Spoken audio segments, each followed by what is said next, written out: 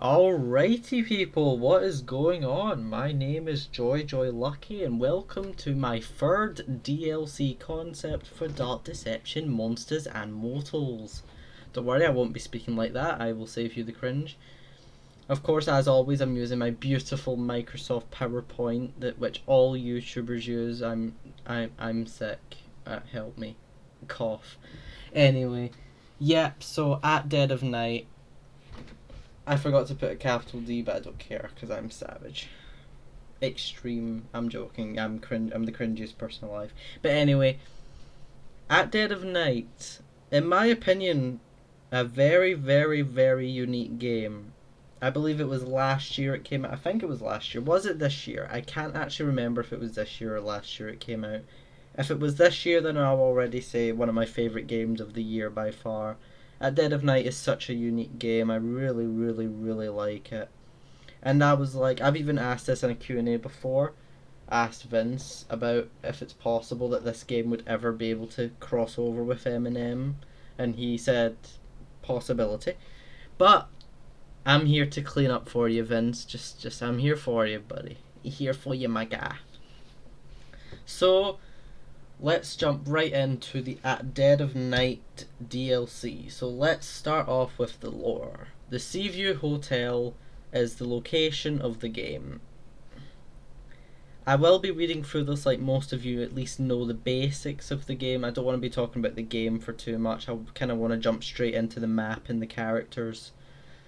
But long story short, we play as Maya, who is stalked down by Jimmy Hall in the hotel, and we have to use a spirit box in order to uncover the truth of Jimmy's past and eventually escape the hotel with our 5 friends. And it's FMV horror game. First, I think it's film motion video. I think that's what it stands for. First motion video, maybe.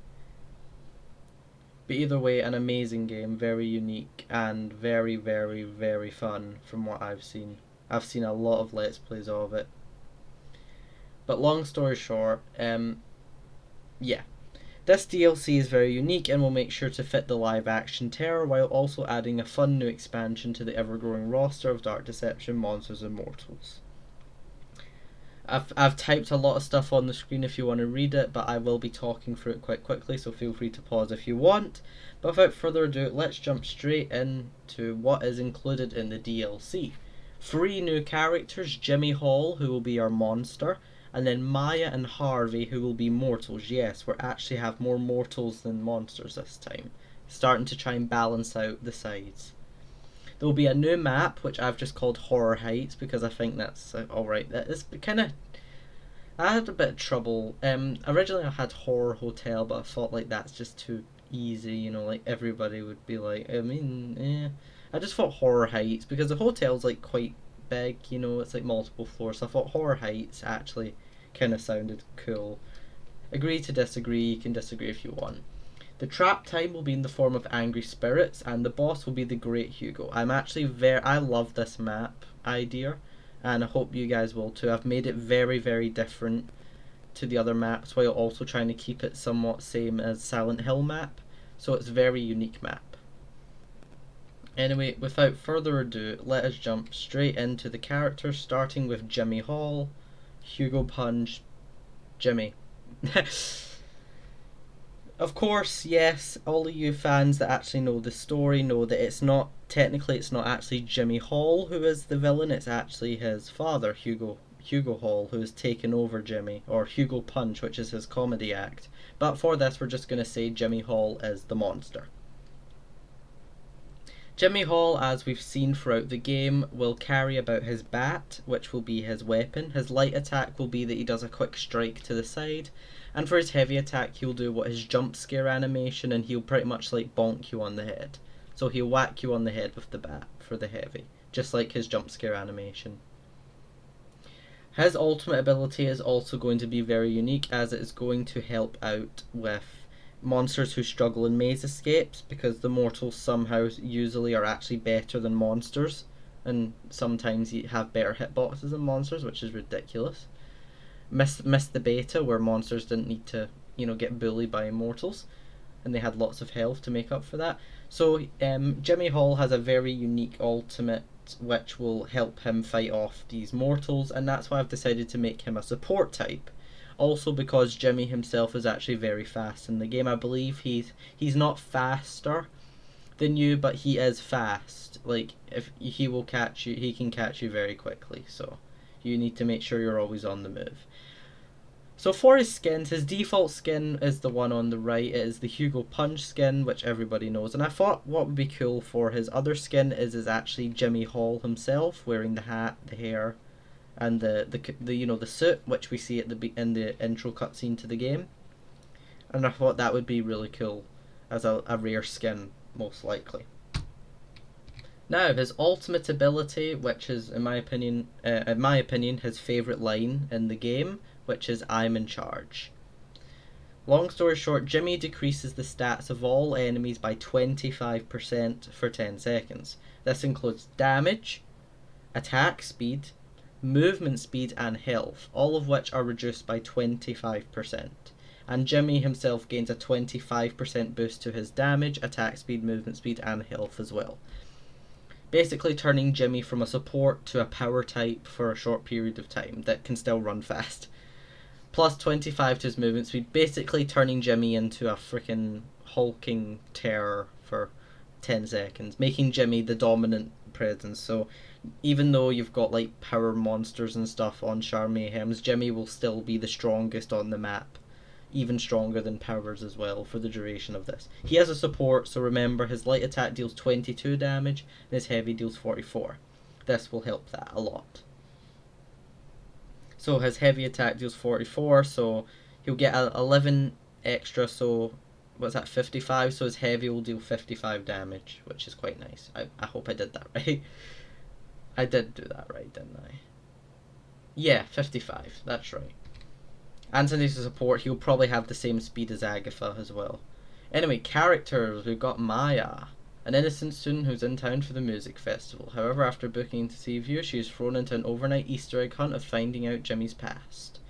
Maya is well known for her box, but she's also well known for her determination. And I feel like Maya herself being the young girl fit, and also as we can see her moving very quickly through the halls, I've actually decided to make her a speed type. So Maya will be officially joining Pen Pen as a speed mortal, with, in my opinion, a much more useful ultimate ability. For skins, I've made her default skin what we see throughout the entire game. It's basically her without her jacket or bag on. It's her just wearing her, I don't know, cardigan, whatever it is. Basically like her throughout the entire game, as we see in all the cutscenes. And for her other skin, I've just went with her hiker skin, and that's this one here, her wearing her jacket and her bag. And that will be her other skin. To attack, since she's speed, she's not for damage, so she'll basically just try and fight back with all she has, but you shouldn't be fighting with her, you should be collecting shards, because if Maya dies, the team will lose 50 soul shards. So remember to be careful. Maya for a light attack will probably do some sort of slap or maybe even some weak like punch, and for a heavy attack I thought it'd be cool if she had a sort of a push, like she uses both hands to push back, which will deal low damage. Again, she's not a fighter, she is a speed type. For her ultimate ability, of course, we've got to use that spirit box. I was originally thinking of using the scrying mirror instead, and basically she'd be able to see the monster's exact location for a set number of time, and also be able to see what power-ups they have, what their health is. She'd basically be able to see through the player who's playing the monster what they'd see on their screen. But I decided I'd go with Spirit Box. Since she is a speed type, I thought I would go with the Spirit Box. And Maya asks for help of the spirits using her box. These spirits pursue and daze the monster or nearest enemy mortal. They do not deal damage, but a rush of spirits will go, and they will be very fast, faster than speed monsters, and they will eventually catch up to the monster or nearest enemy mortal, and they will not attack not attack them, but they will daze them. So basically the spirits will shroud their screen and they'll cover a large portion of the screen for 7 seconds. You'll still be able to move normally and attack and stuff, but you won't be able to see very well. So if Maya's in a very tough situation, she should be able to get away from that, or she can even use this to help any teammates who maybe need assistance. And for other characters, I thought I didn't want to do two characters for this because I feel like a DLC shouldn't have. I feel like all DLCs for this game should have at least 3 characters. I think 2 is not really fair. So I decided I'd actually put Harvey, who is my favourite of the ghosts. And I thought Harvey would actually be pretty fun in this game. So Harvey Hall, who is Jimmy's stepfather and the original owner of the hotel. During Harvey's story, we see that he is constantly teased and eventually killed by Jimmy himself. He's a professionally dressed character, however, he is also aggressive, and if you anger him, he will definitely let out that rage. Throughout the game, we see him with his cricket bat, especially when he goes to smash up Jimmy's consoles and stuff. So he will be wielding a cricket bat. Harvey, I thought it would be cool also if Harvey limps through the map. So he has a power, so he is slow. He's the slowest. He is very slow. Power mortals are the slowest characters. So basically, he would kind of limp around the map. As we've seen him do in several cutscenes, we've seen him limp about, especially in that one right there where he's holding the gun. We see him limp away as if because remember he's got shot in the leg with an arrow, so he's forever injured.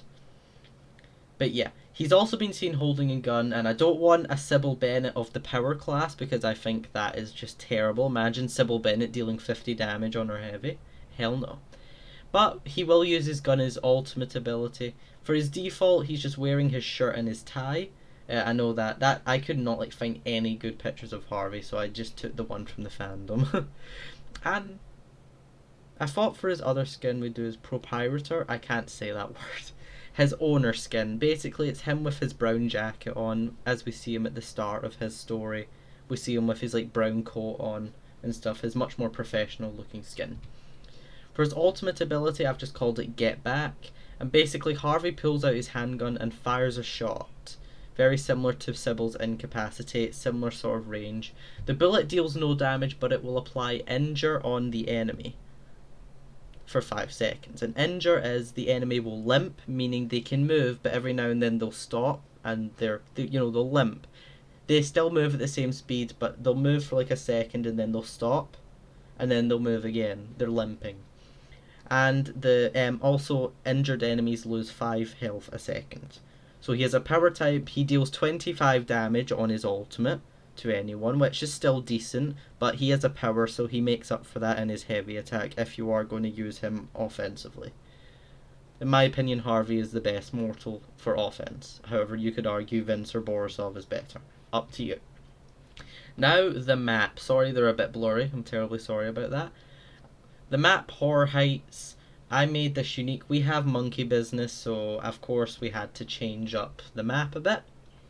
So the map, I've actually decided to, as you can see, we've got a picture from each floor. Well, this and this is both the first floor, and this is the third floor. But the second floor looks kind of like this, and that's the first floor. The first floor is bright, the second floor starts to get a bit dark, and the third floor is very cold feel. But basically, a hotel already exists, so I've decided I'll just put all 3 floors together. So all 3 floors will be joined together and the map is just one big floor. There'll also be a big elevator room which has been expanded, and it's the elevator room with the 2 elevators, which yes, you can actually walk into, and there'll be soul shards. The elevators will actually have a portal box inside them, so you can run into them and grab a portal box. And the elevator room itself will actually be much bigger, so the lounge area will be much bigger. I've not added the reception or the stage. I know I probably should have, but I've decided not to.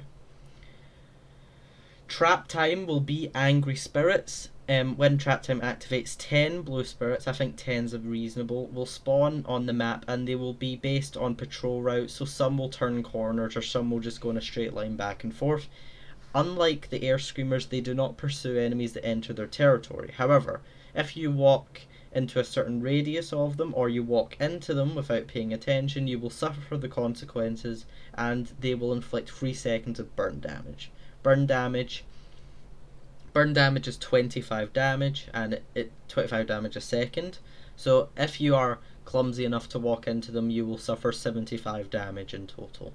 So yeah, but they are easy to avoid, so it's honestly your fault if you are taking that damage. And for the boss, I like this, the Great Hugo.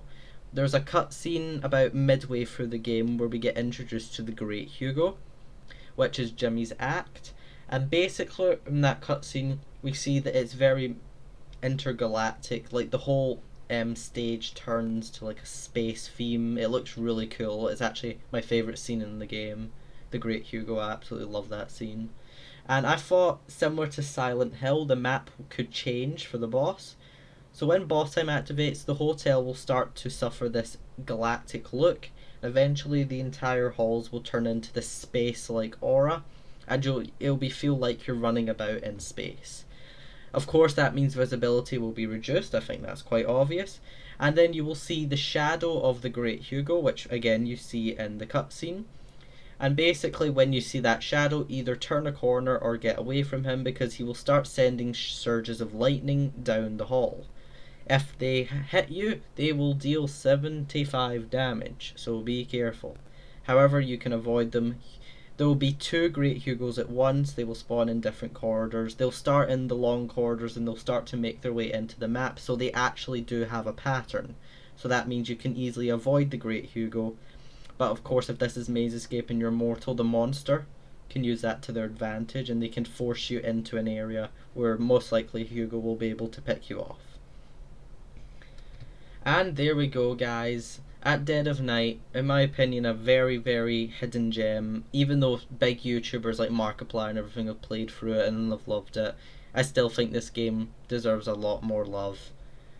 That was my third DLC concept. If you've not seen my other ones, DLC concept 1 was for Amnesia, specifically Amnesia The Dark Descent and Amnesia Machine for Pigs. Those were the main two games for that. And concept 2 was actually the first pack for the server I moderate in, or help to moderate in, where that is all the moderators who are. There's a playlist called DLC Concepts, and this video will be in it. And this is DLC concept number 3, which was At Dead of Night, which is a game I thought would be awesome to do. Next up, I did say originally the fourth DLC concept video would be the server number 2 pack, which would be the members this time. But I'll probably start working on that. But I think for the fourth concept, I might actually do Resident Evil Village. No, not Resident Evil, Resident Evil Village. I know that's most likely not going to be the DLC. It's very likely Resident Evil will be coming to Monsters and Mortals, but it most likely will be maybe Resident Evil 7 or Resident Evil 2 and 3, like Leon Kennedy sort of thing. Resident Evil, if Resident Evil Village actually happened, I would absolutely, I would cry, that'd be amazing. But I'm actually going to do a Resident Evil Village DLC concept. So that'll be interesting. Thank you so much for watching. Thank you so much for 80 subscribers. 1 week we got 10 subscribers. That's incredible. Thank you so much, people. We're 80% done to 100 subs, and yeah. We're getting close to 100 subscribers. That's really awesome. Thank you so much. I'm going to keep up the content if you love it. And of course, as always, have a great morning, day, evening, afternoon, or of course night, which is actually in my case. Anyway, OBS, thank you for your service. And anyway, guys, please enjoy your day.